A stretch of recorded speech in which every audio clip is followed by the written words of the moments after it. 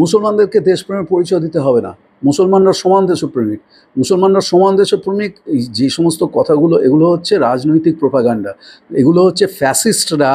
আমার বইগুলোতে আমি সবাইকে পড়ার জন্য অনুরোধ করছি, দানবের পেটে 2 দশক, ভারত শেষ ধ্বংসের সন্ধিক্ষণে, এই যে বইগুলো বাংলায় আমি লিখেছি, আপনি কি দেশদ্রোহী, এইগুলো আমার বইয়ের নাম। তো আমি তোমার যে অসংখ্য যারা ভিউয়ার আছে, ভাই বোন, দাদা দিদি, সবাইকে আমি বলছি যে আপনারা সহজ বাংলা ভাষায় আমি যে বইগুলো লিখেছি সেই বইগুলো পড়ুন।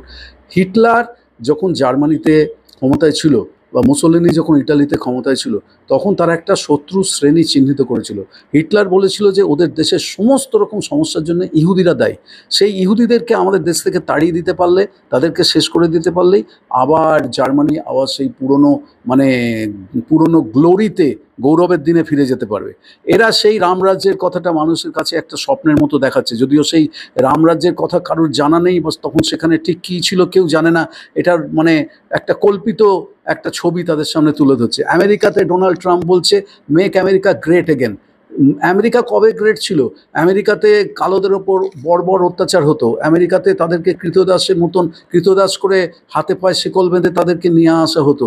আমেরিকা গ্রেটটা ছিল কবে? আমেরিকা তো আধুনিক যুগে প্রবেশ করেছে দ্বিতীয় মহাযুদ্ধের পর থেকে, এবং দ্বিতীয় মহাযুদ্ধের পর থেকে আমেরিকা যখন একটুখানি উন্নতির রাস্তায় যাচ্ছিল, গরিব ধনী আর দরিদ্রের মধ্যে যে তফাৎটা সেটা যখন কমে গিয়েছিল, মিডল ক্লাস মধ্যবিত্ত শ্রেণী যখন খুব ভালো একটা অবস্থায় ছিল, সেইটা আমেরিকার একটা গ্রেট টাইম গেছে। কিন্তু এরা বলছে যে না না না, আমরা ওই আমেরিকায় বিশ্বাস করি না, এখানে কোনো রকম ডাইভার্সিটি থাকবে না, আমেরিকা হচ্ছে only for white Christians only.